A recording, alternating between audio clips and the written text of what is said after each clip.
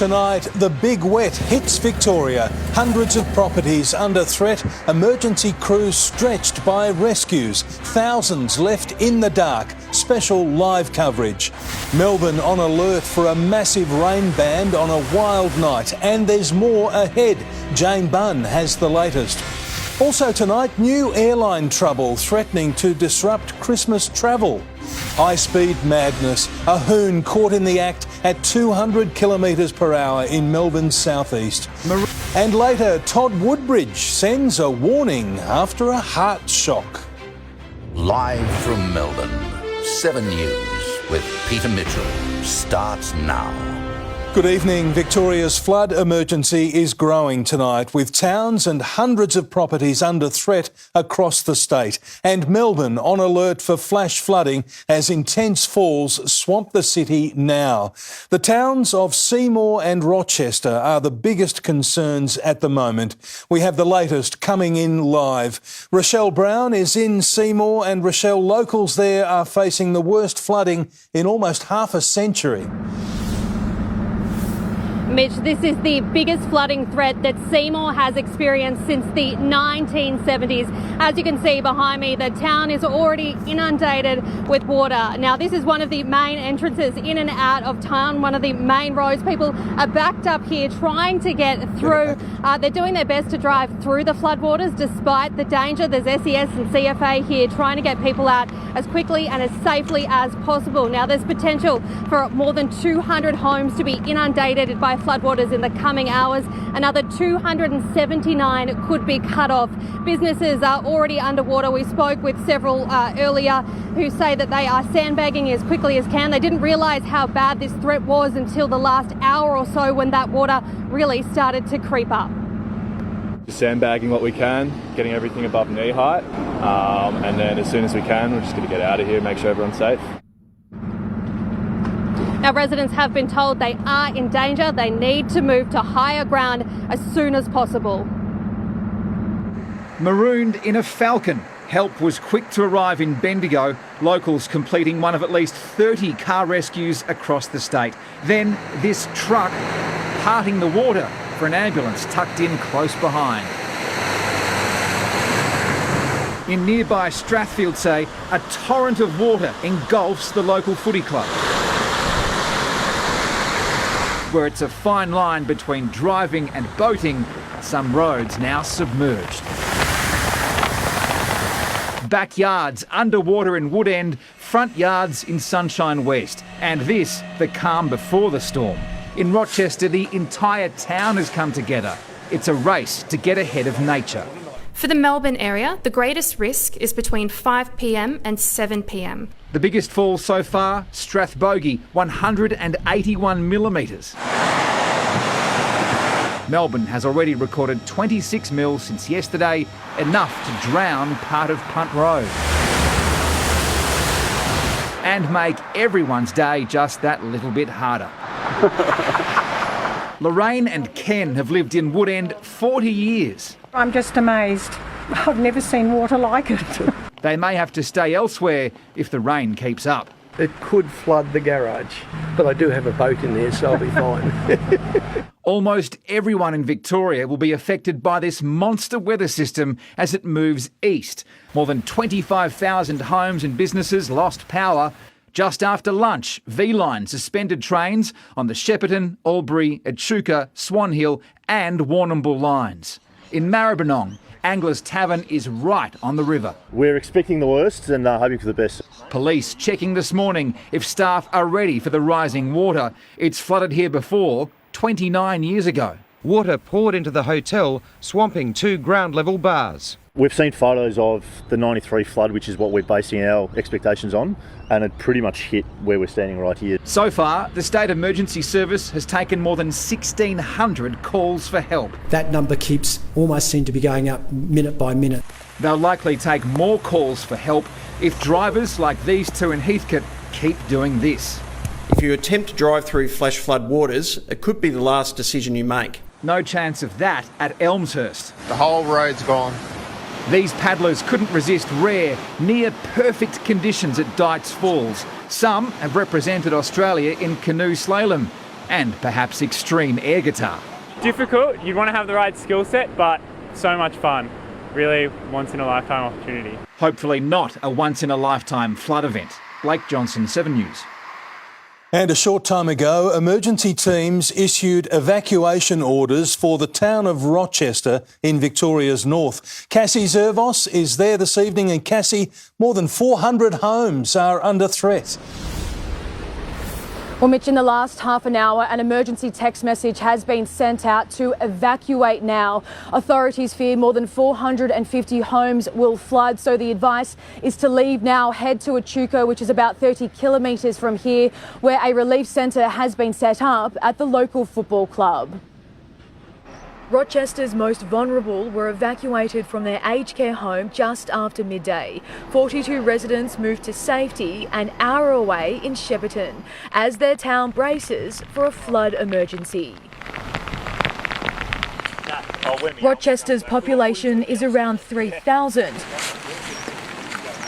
At least 22,000 sandbags have already been filled. This is bad. This is really bad.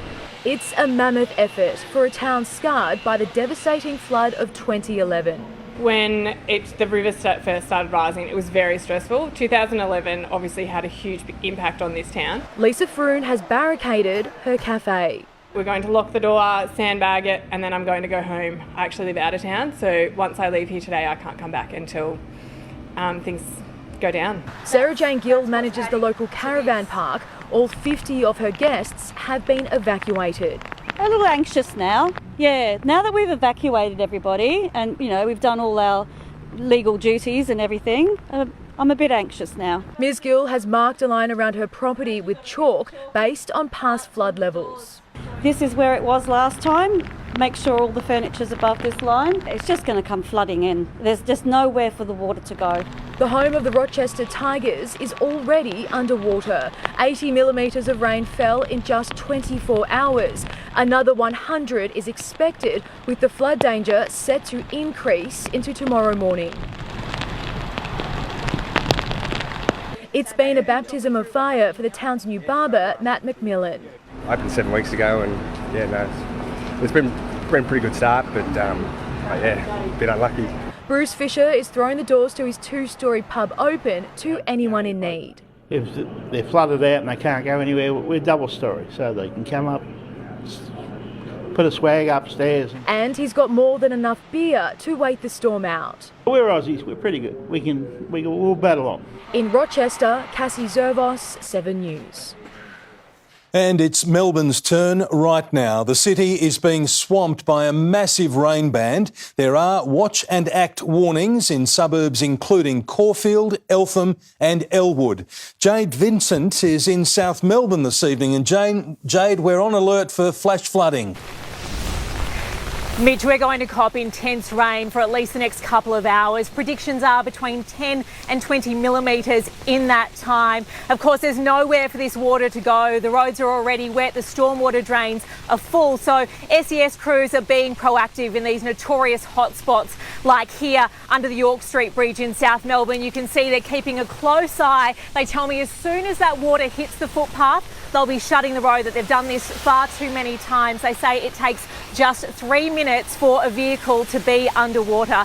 Those showers really hit Melbourne CBD right on cue just before 6 o'clock. We know that they're heading out to the eastern suburbs in the next hour, and that's where the heaviest falls are expected. But as you mentioned, those watch and act warnings have been issued around Elwood, Eltham, Ormond and McKinnon. Residents there told to avoid low-lying areas tonight. Mitch? Jade Vincent at South Melbourne, thank you.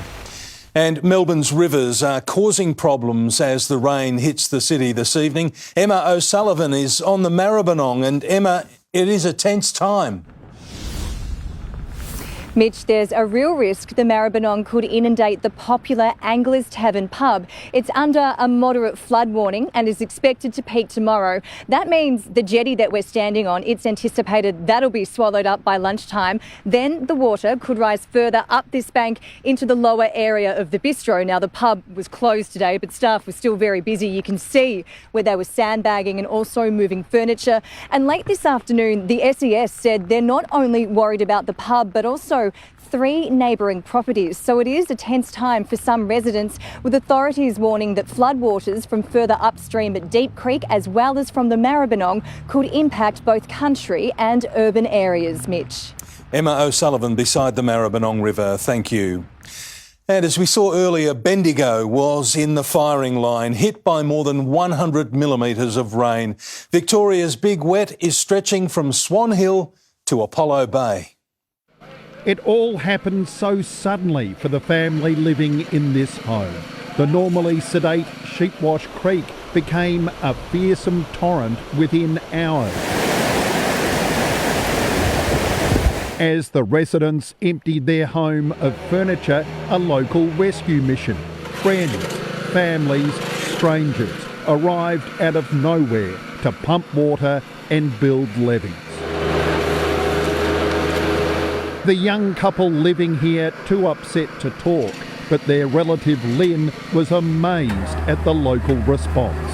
People that just turned up, drove past, stopped, called in to help, see what they could do. So yeah, it's been great. They face a long night ahead to save the house. It's a bit sad, but yeah, what do you do? Their neighbour's home is also surrounded. He's now evacuated. Once again, neighbours rallied, wading through waist-high water to close fences and move stock to safety. Still coming down and the water is rising because there's a spillway over there and it's not stopping. Water was waist deep in Swan Hill as emergency crews were called to help clear flooded homes. Needs more help than me with the shovel.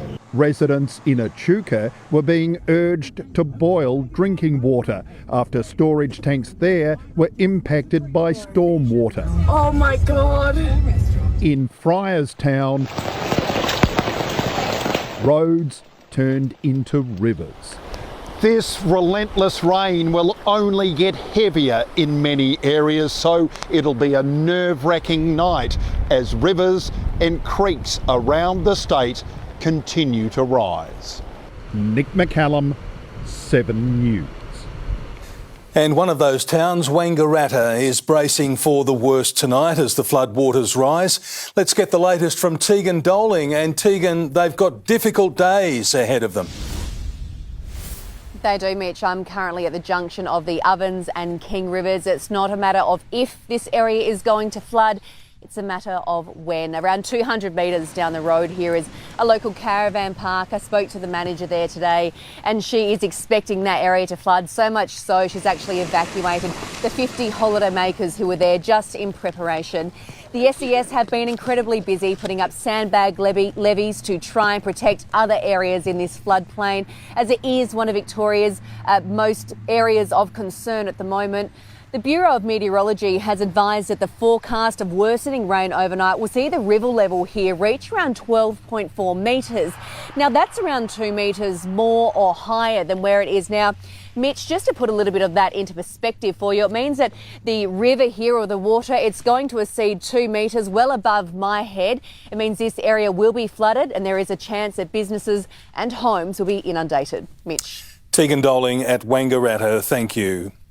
7 News meteorologist Jane Bunn joins us now. And Jane, what's the latest on the rain tracking across Melbourne right now? Well, Mitch, the intense burst drenched Geelong. It came through Werribee and made it up to Altona. It's a band of heavy rain that is showing up as an intense yellow on the radar. Gradually moving eastwards, coming into the city now and set to push across the eastern suburbs in the next hour. We even have some red showing up there on the radar now. The major threat is flash flooding like last week. Too much water for the drains to handle, so they quickly overflow. The dangerous part is how fast that water comes up. You know, the main part is here because the temperature is plummeting, now just 12 or 13 in much of the west. Now, the intense rain has a few hours to go, but the river flooding, that will be with us for weeks. 8 river systems are currently in major flood. Well, I've also moved. We'll see you a bit later. Thank you, Jane. Qantas passengers could be in for Christmas holiday disruptions, with flight attendants threatening to take industrial action. The threat came as the airline revealed it's expecting a big profit boost. Back from the brink, the Kangaroo flying high. A company that suffered $7 billion in losses over the last 2 years. It's a remarkable turnaround. Qantas tips its half-year profit will be $1.2 to $1.3 billion. Shares spiking to $5.62, up 8.7%. It means the airline's workers get an upgraded pay rise, increasing from 2 to 3%. What universe does Alan Joyce think these workers are in? They're in the universe of 6.2% cost of living pressures. As Qantas faces threats of industrial action from next month by cabin crews, unhappy with longer shifts up to 12, even 14 hours. They're safety professionals and they believe that this will impact on the safety of the aircraft. It's irrational and inappropriate and not fair to this company. As Qantas, he says, shakes off its post-COVID struggles, on-time performance has improved from 52% in July to 75% today. It's coming back, but slowly. They have really picked up their game. As for rising airfares, the Qantas boss says they have to be up, blaming fuel expenses, inflation, maintaining it hasn't affected passenger demand. To help that along, a 1 million seat sale, flight starting at $35. Chris Marr, 7 News.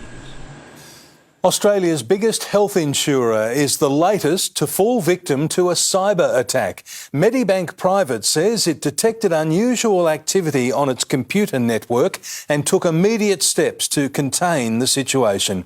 There's no evidence sensitive data, including customers' information, has been accessed. AHM and international student policy systems were taken offline and are being restarted as cyber experts investigate the attack. The AFL's frantic trade period has gone down to the wire with a string of deals stitched up in the final few minutes. Jager O'Meara and Josh Dunkley were just 2 of the players to get the green light to move right on the deadline.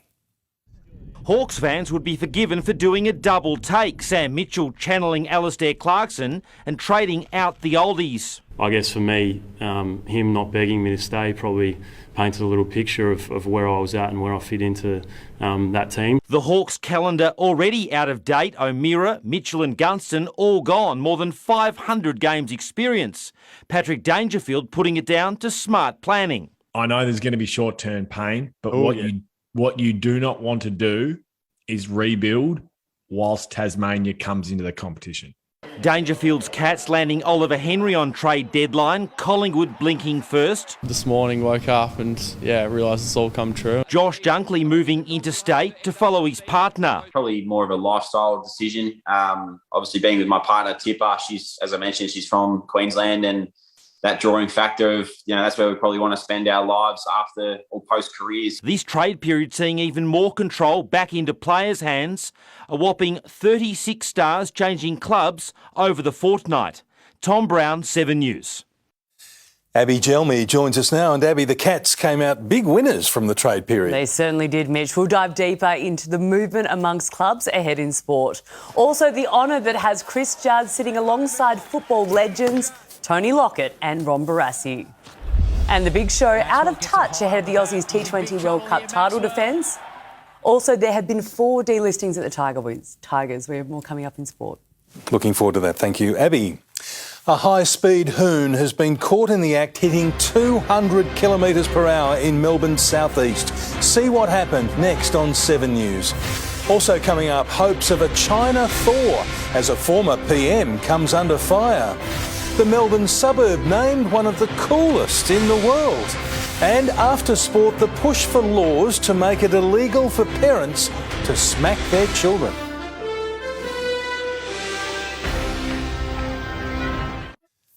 House rents in Melbourne have risen $10 a week on average since June.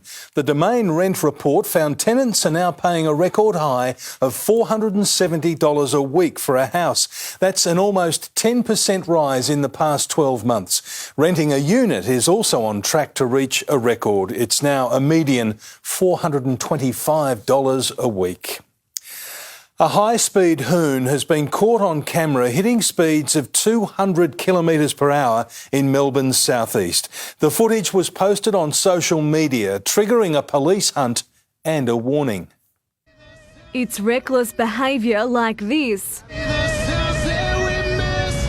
putting lives at unnecessary risk. Nothing's wrong. The Holden driver reaches speeds of 200 kilometres an hour while his passenger records the dangerous stunt, dodging cars on the Monash freeway before exiting at Ernst Bunker Road in Narre Warren. The video uploaded to social media also shows the hoon's drink driving. Those type of high-level risk-taking driving behaviours, they're totally unacceptable.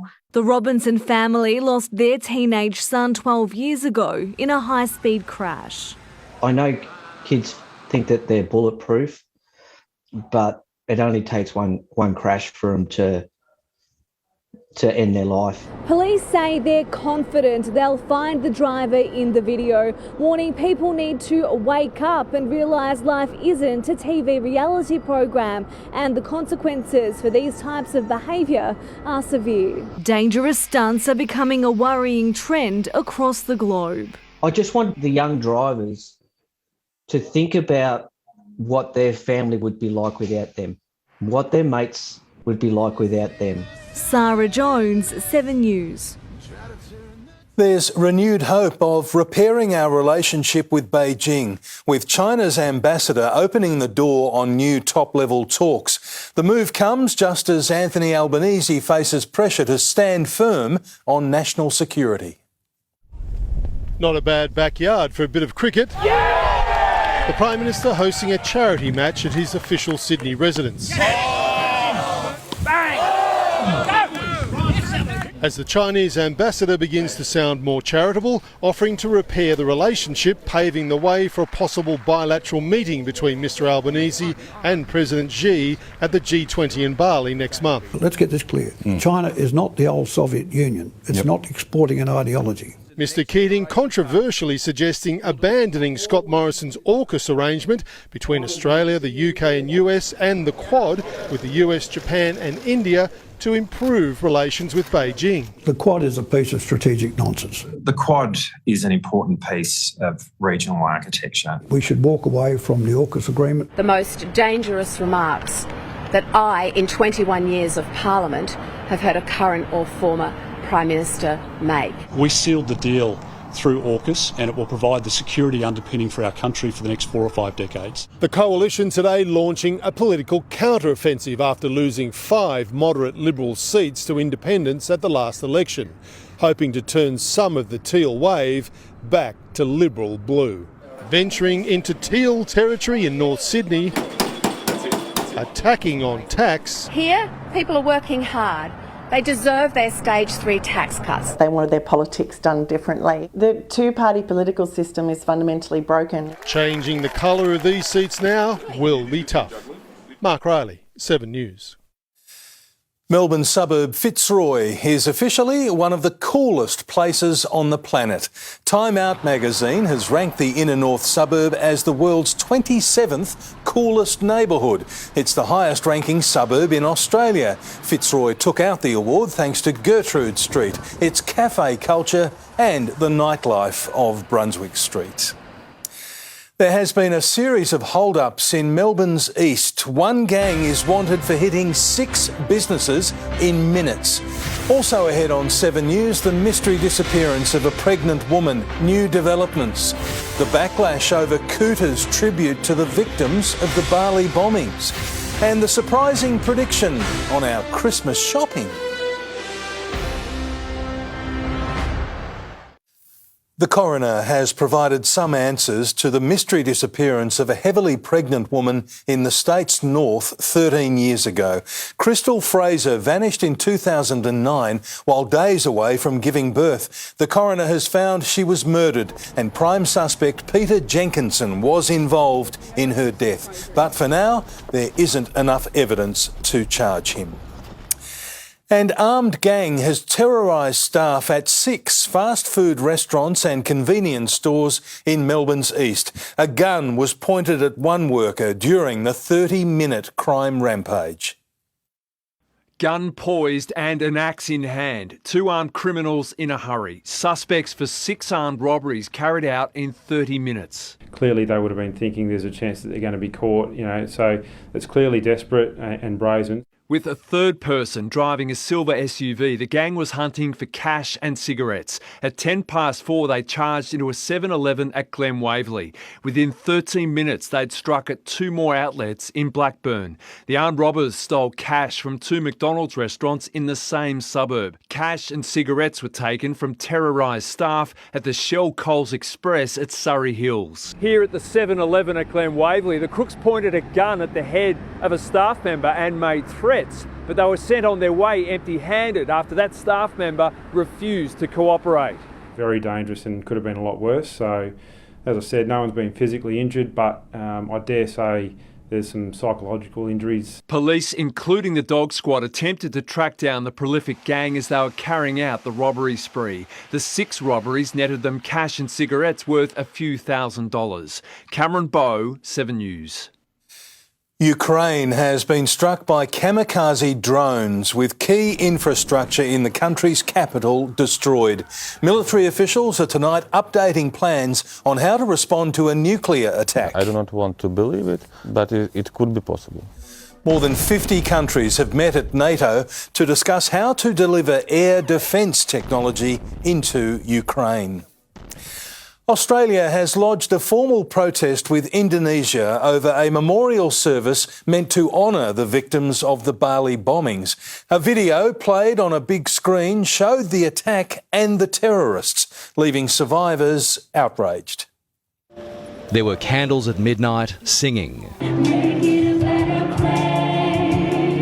performance art, prayers, trumpets, and this jarring video. A reenactment of the bombing, graphic images of the actual atrocity and the terrorists who caused it. Everything today's been great up until they showed that footage. And it's wrong. Jessica O'Grady was at the Sari Club when it exploded.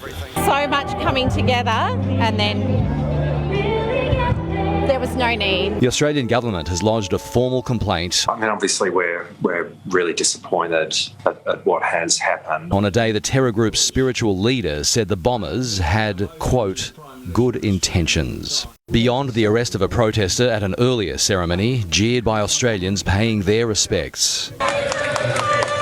It was a day for healing, including a Balinese forgiveness ceremony, the release of doves and a paddle for peace as the sun sets over Bali. Bond with one another and believe in our future. At this time in the world, that's what we need to do. And so the sun also sets on this milestone anniversary. Almost universally, victims here tell us they can't believe how time has flown. When you think of your loved ones you lost every day, it just doesn't seem that long ago. In Bali, Robert Ovadia, 7 News. New data reveals we're expecting to spend up this Christmas. The Retailers Association says Australians will spend $64 billion in the pre-Christmas sales period. That's up 3% on last year. It's definitely the season to shop early, with up to a third of consumers telling us that they'll complete their shopping by November. Retail sales are already running at record levels this year. Heavy rain and flooding is creating havoc across the city tonight as Melbourne cops are drenching. Our teams are at the trouble spots with the latest. Live reports are coming up next on 7 News. Also ahead, tennis star Todd Woodbridge's heart shock, exposing a surprising health danger. New moves to help Victorians desperate to start a family. And later, the fight for laws to make it illegal for parents to smack their children.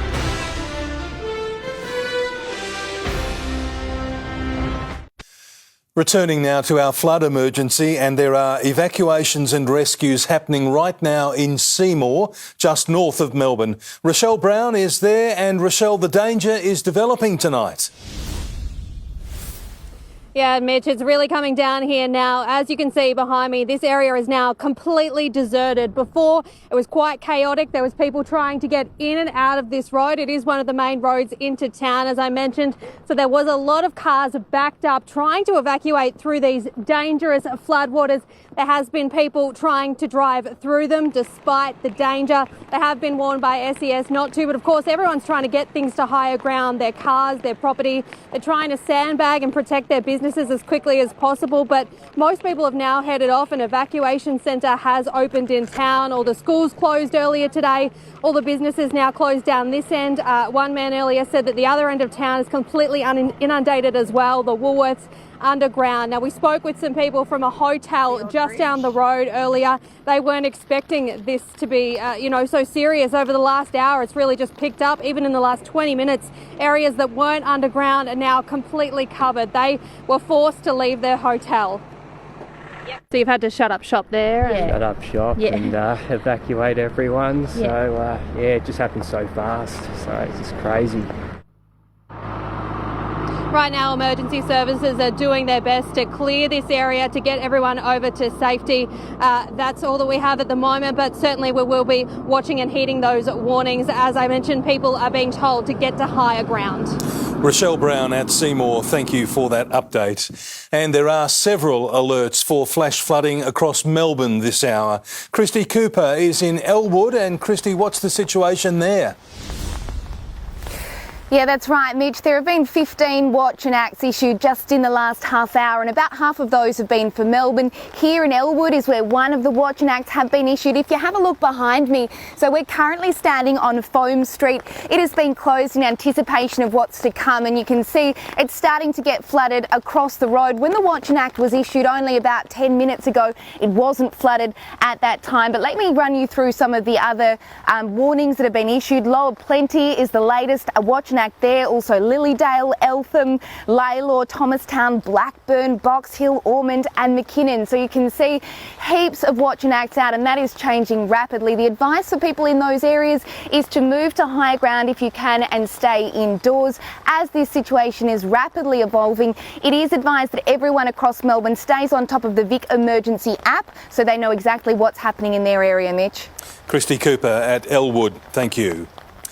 Free fertility treatments will be available to 4,000 Victorians when the state's first public IVF clinic opens next week at the Royal Women's Hospital. The Andrews government is pledging a further $13.6 million to expand the service to regional areas if re-elected. That'll mean that 5,000 Victorian women every year are able to access free public IVF services. That's a saving of up to $10,000. Meanwhile, the Liberal Party has today promised $6 million to help fund an independent agency that oversees the 000 system. Tennis great Todd Woodbridge has a powerful health message for Victorians after suffering a mild heart attack last week. The fit and healthy 51-year-old says it was a big wake-up call. Hugs have become a little bit tighter in the Woodbridge household as the family comes to terms with the tennis great's heart attack. I'm 51. I thought I was invincible. At this point anyway, I'm getting older. Never did I think that I would be in a heart attack category. Todd Woodbridge was doing his regular morning exercise last Thursday when he started to feel a strange pressure in his chest. To a point where I started to feel very uncomfortable, couldn't get my full breath, was agitated. I went from my little gym area back to my wife and said, I don't feel well. And by then started to break out in the full sweat. He spent 2 nights in hospital, but he was lucky. His heart attack was mild. Despite his fitness, tests confirmed undiagnosed high cholesterol, a key risk factor for heart attack. That over the last 2.5 years, I haven't really been to the GP. I've had no reason to, and I haven't done anything about it. According to a new Heart Foundation report being released tomorrow, 1 in 3 Australians has high cholesterol, with millions unaware they've got it. But there's an easy way to find out. You can go to your GP and have a heart health check from the age of 45, and that'll be free if your doctor bulk bills. Don't think that it can't happen to you, because I now know it can. Christy Cooper, 7 News. Good advice indeed. Sport is next with Abby Gelmy. And Abby, a few footy stars are counting their lucky stars. They certainly are, Mitch. It was a manic trade period, with one club having to call in their heavy hitters before going on a last-gasp recruiting mission. Also coming up, the Premier's fire back at the rest of the competition. Chris Judd settles one of footy's biggest trade debates as his honour roll gets even longer. The out-of-sorts Aussies call for calm ahead of the T20 World Cup. And the rags to riches runner gunning for Caulfield Cup glory. Welcome back. Geelong is the envy of the football world, even off the field, after capping off a trade heist. The Premier's declared the big winners of a hectic trade period. Premiers by 81 points, Geelong put a similar margin on their rivals in trade period. That's this game, it's a competition, isn't it? Not only on the field, but all this stuff as well. Magpie Ollie Henry added in the final 10 minutes, joining youngsters Tanner Bruin, Jack Bowes and Pick 7 in a major windfall. You guys tell us enough that we are ageing, so every now and then we do listen. The Cats refused Asava Radagalia's trade as Collingwood gave in to Henry's. We felt that we'd be able to change his mind on that. I mean, it's a really difficult thing as a player, I think, to push through to a draft. Hawthorn's Tom Mitchell landing at Collingwood, the Brownlow medalist bolstering an already powerful midfield unit to address one major flaw. He's a proven centre-bounce player, first possession player, and that was an area where we struggled a bit in clearances and that sort of thing this year. Jager O'Meara heading home to Fremantle, Ruckman Lloyd Meek sent to the Hawks, Rory Lobb switching to the Kennel as Josh Dunkley departed, Brisbane coughing up 1 first round and 2 second round picks. More than we initially wanted to, yeah, but the most important thing for us was to land Josh. That was our priority. Premiership teammate Lockie Hunter now a demon, Max Gawn among those called in to tick off Hunter's behavioural issues. We've got a great leadership group and a strong leadership group, and the culture of our footy club is paramount, and we canvass them on certain matters, yeah, for sure. Today, Sydney Stack among 4 delisted at the Tigers. Mitch Cleary, 7 News. Lions coach Chris Fagan is still making plenty of moves behind the scenes during the trade period. Our chief football reporter Tom Brown has the latest, and Tom, Fagan is treading carefully with an investigation still over his head. He is, Abby. Chris Fagan was helping Brisbane in their trade bunker last night. Now, he stood himself down, and the AFL don't have a position in regards to this, but it does seem that Brisbane's pushing hard behind the scenes for Fagan to coach when the Lions return, notwithstanding this outstanding investigation. Meantime, the race for Gil McLachlan's replacement is really heating up, and there are 3 club CEOs still in contention. Brendan Gale, Tom Harley, and a left field option, I'm told, still in discussions with the AFL, Fremantle CEO and former Bulldog Simon Garlick. Meantime, Abby, I sat down with Chris Judd after his latest accolade. Chris Judd's won a flag, Norm Smith and Brownlow. The AFL Hall of Fame inductee, now a member of the Sports Australia Hall of Fame. Yeah, look, it's ridiculous, isn't it? So who would have thought? Just mentioning the name sentences as some of those incredible athletes and incredible people is a tremendous honour for me and something, you know, my family look back on really proudly. Bruce McAvaney chairs the committee. Judd, the first AFL inductee since Tony Lockett in 2017. He didn't say it was special, which was a shame, but no, he was great. Off the Blues board and out of the media, you'll find Judd just off Collins Street, not Carlton. I'm trading stocks. It's ugly out there. Despite 2 vacancies, Judd isn't interested in the AFL Commission, but he's still engaged with football, confident Carlton stocks are on the up. I thought it was really good. I think, you've got to be careful what you celebrate. And given trade periods just finished, did West Coast with Josh Kennedy or Carlton with Judd win one of football's most famous trades? I think JK and West Coast did pretty well out of that trade, but I'm heading over to the West this week and might be catching up with JK, so we'll be able to debate it more then. Tom Brown, 7 News. Glenn Maxwell has been back to maintain his aggressive instinct ahead of the T20 World Cup. The star batter hasn't reached double figures in his past 6 T20 internationals. The Aussies lost to England for a second consecutive match, but Josh Hazlewood isn't too concerned about the squad's form. We're probably ready to go, I think, and we're sort of just in a holding pattern maybe now for another 2 games before we start. The two sides will square off in a third warm-up game tomorrow night in Canberra.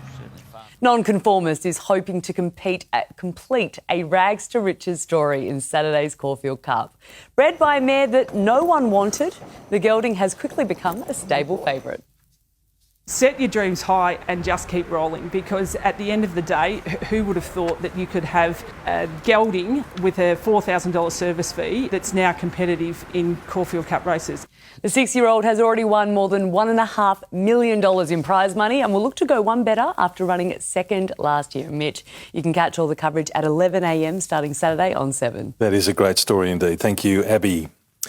Child advocates are mounting a fresh campaign in the hope of banning the smacking of children for good.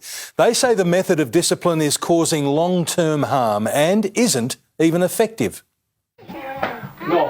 It's often the cause of heated debate. I'm not hugely in favour of telling parents what to do. I think a little tap can be appropriate, can be okay. I think that it needs to be made extremely clear for parents so that they know what is right and wrong. Is it okay to smack your kids? I haven't smacked my grandchildren, I wouldn't dare. Yeah, there's other ways to discipline. Researchers agree. They're pushing for new laws to make it a criminal offence. And what the research evidence shows, it doesn't actually lead to the intended outcomes that parents say that they want. Assault is illegal, but parents and carers are allowed to use reasonable force on a child, including smacking, pinching and washing their mouths out with soap. There is that exemption that it makes it allowable, whereas every other form of interpersonal violence is covered by our criminal law codes. Studies show 3 out of 5 children have been smacked,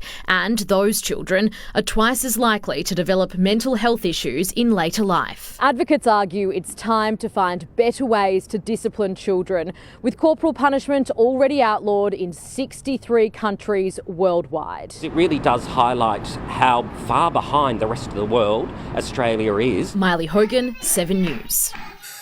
Jane Barn is next with the forecast. And Jane, are conditions improving from here? Mitch, there is no more severe weather, just a millimetre or 2 tomorrow. There's warm sunshine on the horizon. The details are next. Tonight on the latest from 7 News, large parts of 3 states right now underwater. We'll stay across every warning, every evacuation order and bring that to you. Changes to how we live with COVID-19 about to take effect, a full breakdown of what's happening and the big stink being kicked up over a plan to tax cattle farmers. When it breaks, we'll have it live, the latest tonight.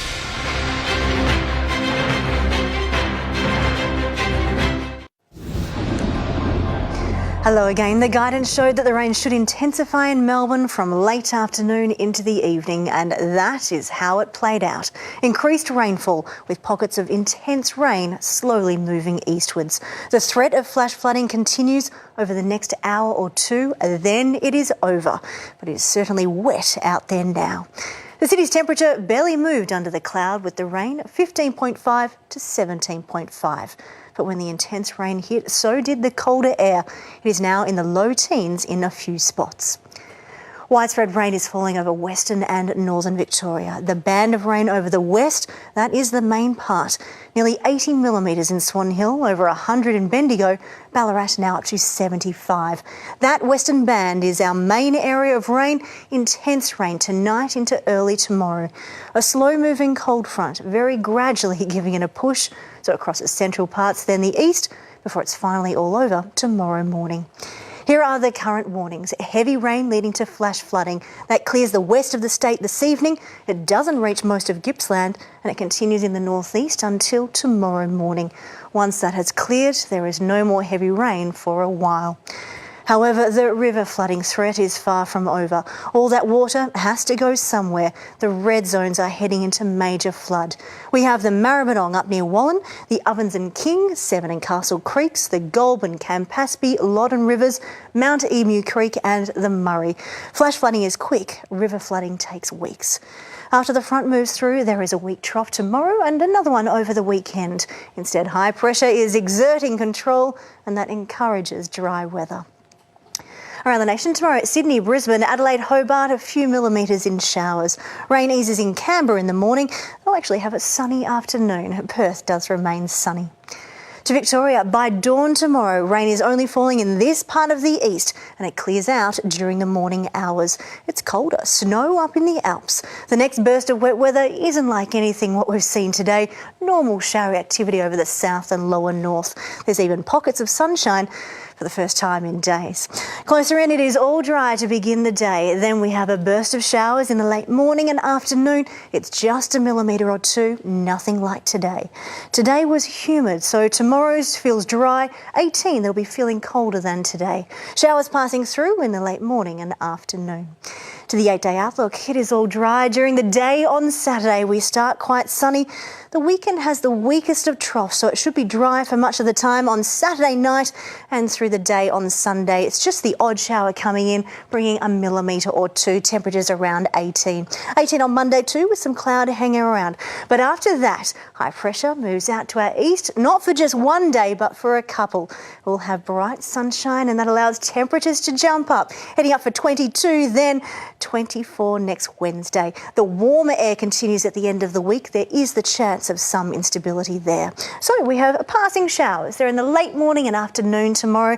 It's just a millimetre or two, nothing like what we saw, and it's a top of 18 for tomorrow, Mitch. A lot of people in Victoria are still very much on edge tonight. Absolutely. It's the river flooding that we're going to see for weeks. It takes a very long time for that water to go through, but by tomorrow morning, all of the heavy rain is done. We wish them all the very best. Thank you, Jane. And that's the way it is this Thursday, the 13th of October. Thanks for your company. For now, from the 7 News team, good night.